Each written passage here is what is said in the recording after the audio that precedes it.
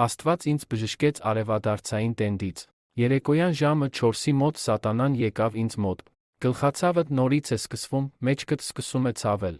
Ավելի լավ է հիմա գնաս քնելու, որովհետև նոր նոպա է սկսվելու, վստահեցրեց նա ինձ։ Ես համաձայնեցի։ Այո, մեջքս իսկապես ցավում է։ Ես հանվեցի, բարձրացա անկողին և սպասեցի հարձակման սկսվելուն։ Բայց Աստված խոսեց ինձ հետ, ինչու ես պառկած անկողնում։ Ես պատասխանեցի. Սպասում եմ հարձակման։ Աստված ասաց. Մոռացել ես, որ այսօր, ցերեկվա ժամը 2-ին, ես քեզ բժշկեցի։ Այդպես է, Տեր, պատասխանեցի ես։ Բայց սատանան ստիպեց ինձ սպասման մեջ մնալ։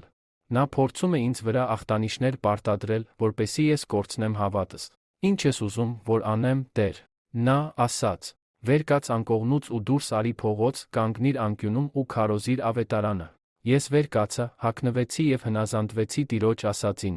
Այդ քարոզից հետո 3 մարդ փրկվեց, և սատանան դադարեց ինձ անհանգստացնելուց։ Ես դիմադրեցի սատանային, և նա փախավ ինձանից։